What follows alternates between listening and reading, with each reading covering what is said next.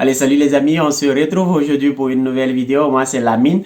Dans cette nouvelle vidéo, on va s'intéresser à la question comment quitter l'Ukraine, comment voyager de l'Ukraine vers les pays limitrophes et en l'occurrence vers les pays Schengen. Est-ce que c'est possible? Est-ce que c'est facile? Donc tout ça, on va voir ça dans cette vidéo. Mais avant de commencer la vidéo, j'aimerais t'informer que les admissions au titre de l'année académique 2021-2022 ont débuté. La rentrée est fixée pour le 1er septembre 2021. Et donc, si tu es intéressé par les études en Ukraine cette année, c'est le meilleur moment pour toi de me contacter pour que je puisse te trouver une admission dès maintenant, pour que tu puisses faire sereinement ta demande de visa et arriver en Ukraine au plus tard le 25 août prochain pour pouvoir commencer l'année académique le 1er septembre 2021. Donc, ceci étant dit, aujourd'hui, on va répondre à la question, est-ce que c'est facile de voyager de l'Ukraine pour aller vers les pays Schengen? Est-ce qu'il faut un visa? Est-ce qu'il y a moyen, même certains me demandent parfois la mine, est-ce qu'il y a moyen que je puisse clandestinement passer de l'Ukraine vers la Pologne? Il faut savoir que la Pologne fait frontière avec l'Ukraine. Il n'y a pas que la Pologne, il y a aussi d'autres pays qui font frontière avec l'Ukraine. Donc certains me demandent, la mine, est-ce que si j'arrive en Ukraine, je pourrais peut-être clandestinement passer sans visa pour aller en Pologne ou bien pour aller dans les pays membres du Schengen? Alors c'est une question un peu complexe. Oui, c'est possible. Est-ce que c'est facile? Bon là, franchement, on peut pas répondre à cette question par un oui ou bien par un non. Tout dépend il y a plusieurs paramètres qui rentrent en ligne de compte. Alors, il faut savoir que lorsque vous êtes en Ukraine, pour voyager dans n'importe quel pays limitrophe de l'Ukraine, on va commencer par les pays limitrophes de l'Ukraine, hein, que ce soit la Roumanie, la Pologne, la Russie, la Biélorussie, en tout cas n'importe quel pays qui fait frontière avec l'Ukraine, pour pouvoir voyager, il vous faut un visa. Je vous prends un exemple. La frontière de la Russie n'est qu'à 30 minutes de Kharkov. Donc, si vous quittez le centre-ville de Kharkov, vous allez arriver à la frontière de la Russie au bout de 30 minutes en voiture. Alors, est-ce qu'il est possible d'aller en Russie? C'est-à-dire, la Russie, aujourd'hui, c'est le pays le plus proche de l'Ukraine à partir de Kharkov, étant donné que plusieurs étudiants viennent à Kharkov. Donc, pour quitter Kharkov pour aller à la frontière de la Russie, c'est 30 minutes en voiture. Est-ce que c'est possible de voyager en Russie sans visa? Les amis, il faut savoir que c'est pas possible de voyager de l'Ukraine vers la Russie sans visa. Et même si vous devez aller en Russie, vous êtes obligé de faire un visa. Ça, c'est la première des choses. Alors qu'on sait que la Russie et l'Ukraine faisaient tous partie de l'ex-URSS, donc de l'ex-Union soviétique. Et donc, comment se fait-il que pour voyager de l'Ukraine, pour aller en Russie, on a besoin de visa? Les Ukrainiens n'ont pas besoin de visa, mais les étrangers, les étudiants qui arrivent ici pour voyager, pour aller en Russie, ils ont besoin de visa. Ça, c'était pour la Russie. La Russie ne fait pas partie des pays membres du Schengen. Alors, qu'en est-il exactement des pays Schengen? Est-ce qu'il y a un accord entre l'Ukraine et l'Union européenne ou bien il y a un accord entre l'Ukraine et l'espace Schengen pour pouvoir voyager sans visa? Les amis, il faut savoir qu'il est impossible de voyager de l'Ukraine vers le Schengen sans visa. Les Ukrainiens peuvent le faire, les Ukrainiens peuvent partir dans n'importe quel pays de membre de l'espace Schengen pour une durée de 90 jours sans visa. Donc, les Ukrainiens et les étrangers qui ont la nationalité ukrainienne peuvent voyager de l'Ukraine vers l'espace Schengen sans visa pour une durée de 90 jours. Maintenant, les étrangers qui sont ici, qui ont la résidence permanente, ceux qui ont la résidence provisoire, ne peuvent pas voyager de l'Ukraine vers l'espace Schengen sans visa. Donc, avant de partir, il vous faut un visa, n'importe lequel, mais il est obligatoire d'avoir un visa. Donc, c'est là maintenant que certains vont demander, mais Lamine, est-ce que c'est facile d'avoir un visa?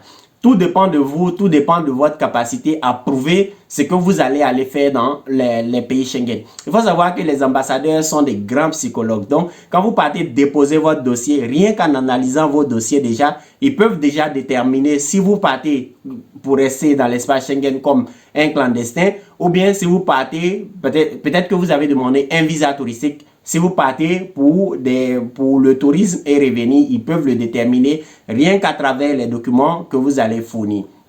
Et donc, il faut savoir qu'il y a plusieurs types de visas. Vous pouvez ouvrir un visa, vous pouvez faire un visa touristique, vous pouvez faire un visa études, ou bien vous pouvez faire d'autres visas, donc regroupement parental, ainsi de suite, ainsi de suite, ainsi de suite. Tout dépend du type de visa que vous allez demander. Donc, si vous me posez la question, par exemple, quel est le visa le plus facile, par exemple, il n'y a pas de visa plus facile, mais si vous êtes étudiant, vous avez peut-être plus de chances d'avoir un visa. Donc, si vous faites par exemple les démarches qu'il faut pour pouvoir avoir une admission dans une université dans l'espace Schengen et prouver que vous avez effectivement les moyens de pouvoir payer vos études dans l'espace Schengen. Et là, vous avez peut-être un peu plus de chances d'avoir le visa. Maintenant, si vous voulez faire un visa touristique, c'est là qu'il y a moins de problèmes, il y a moins de dépenses. Parce qu'il faut savoir que pour faire un visa touristique, par exemple, ça dépend des pays. Si c'est la Pologne, par exemple, vous voulez faire... Non, je voulais parler de visa études. Si vous voulez faire un visa études, par exemple, pour la Pologne, il va falloir que vous payiez l'université d'abord en Pologne. Donc, ça va faire autour des 2500 € que vous devez payer, recevoir l'admission et avant d'aller à l'ambassade pour faire la demande de visa. Donc, tout le monde n'a pas cette chance-là, tout le monde n'a pas les moyens de pouvoir payer, comment dirais-je, les 2500 € d'abord avant d'aller faire la demande de visa. Et il faut aussi savoir que c'est pas parce que vous avez payé les 2500 € que le visa vous sera garanti. Non, c'est pas comme ça. Vous pouvez payer les 2500 €, vous recevez l'invitation de l'université et après le visa peut être refusé. Donc, si c'est l'Allemagne, par exemple, d'après ce que je sais, peut-être que mes informations sont devenues fausses, mais d'après ce que je savais dans le temps, pour partir en Allemagne depuis l'Ukraine, il va falloir créer un compte bancaire en Allemagne, bloquer la somme de 8000 € dans ce compte, faire une admission, c'est-à-dire obtenir une lettre d'invitation de la part d'une université en Allemagne, et maintenant aller faire la demande du visa. D'après ce que je sais, les taux de réussite sont très élevés, on parle même de quasiment 100% ou bien en tout cas 90%.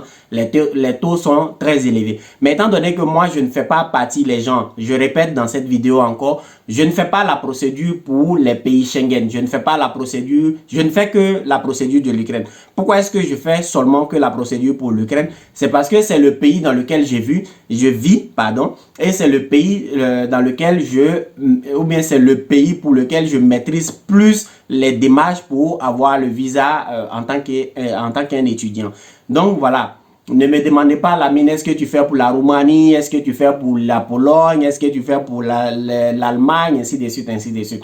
Moi, je me concentre que sur l'Ukraine parce que je vis depuis 8 ans déjà en Ukraine et je connais les tic et tac, les choses à éviter pour avoir le visa. Et donc, j'ai parlé de certains pays, j'ai parlé de la Pologne, j'ai parlé de l'Allemagne.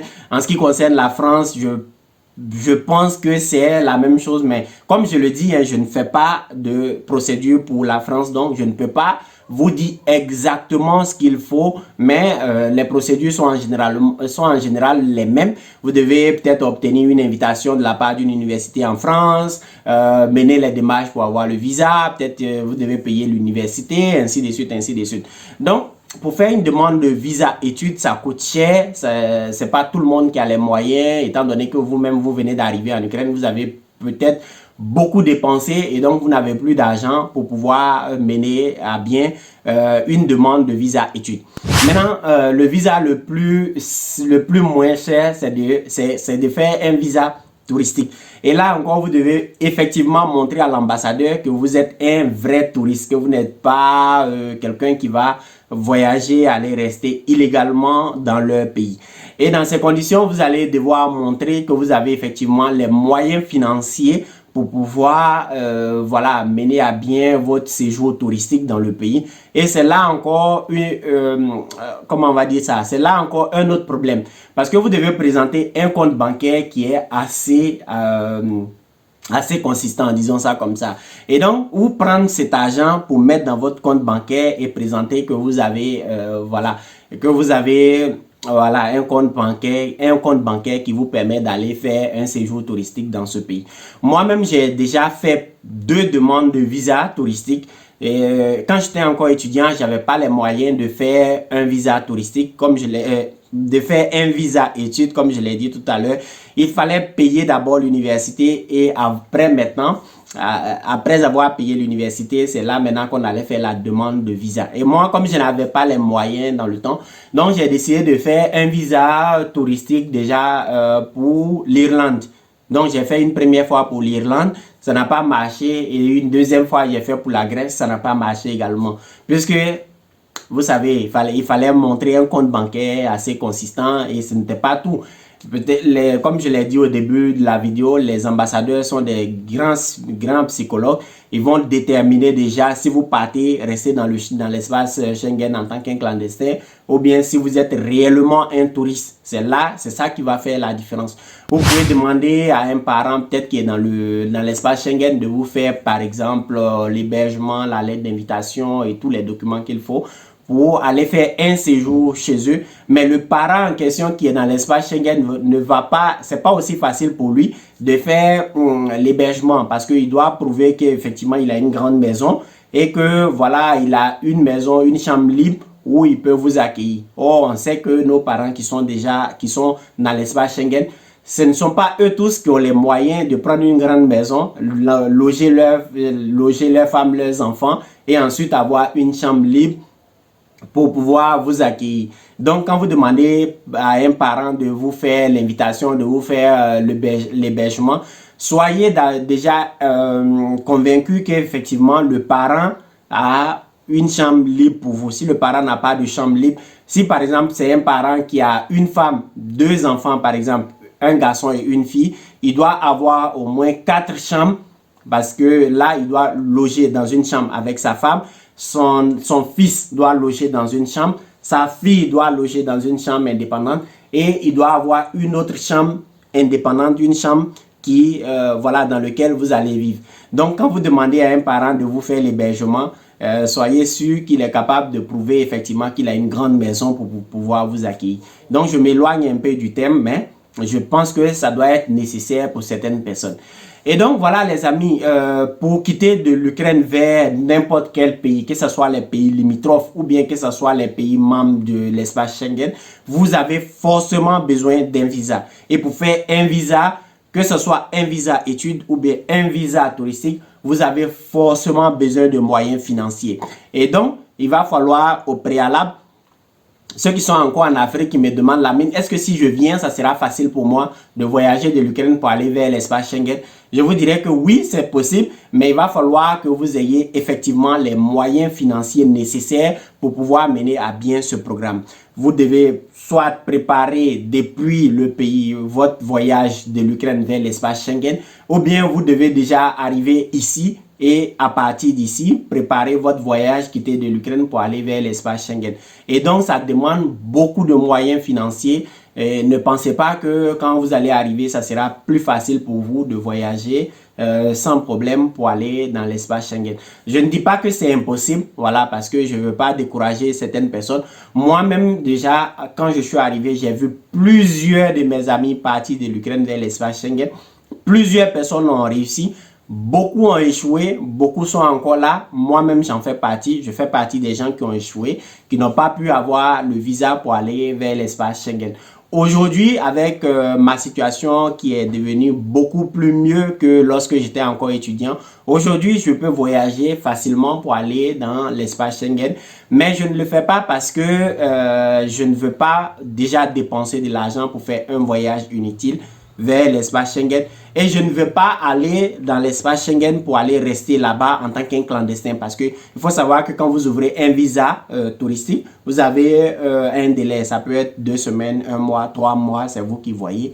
Donc, si vous arrivez là-bas et que vous ne revenez pas, vous allez encore rester là-bas en tant qu'un clandestin. Alors que je suis déjà ici, je peux travailler ici, je peux gagner ma vie ici, voilà, et de manière légale. Donc, c'est ce qui fait que jusqu'à présent, moi-même, je n'ai pas effectué de voyage vers l'espace Schengen. Et si jamais demain, je dois faire un voyage vers l'espace Schengen, Ça sera en tant qu'un touriste et ça sera pour vraiment quelques jours, de sorte que je ne dépense pas assez d'argent parce que c'est difficile d'avoir de l'argent et donc je ne veux pas gaspiller de l'argent partant me promener simplement dans l'espace Schengen, mais je préfère plutôt investir cet argent quelque part de sorte que cet argent me rapporte beaucoup plus d'argent.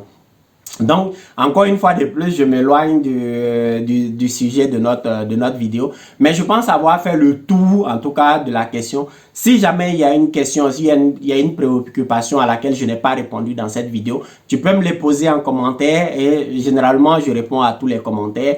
Tu peux me poser ta préoccupation en commentaire et je ferai de sorte à apporter un éclaircissement à ta préoccupation.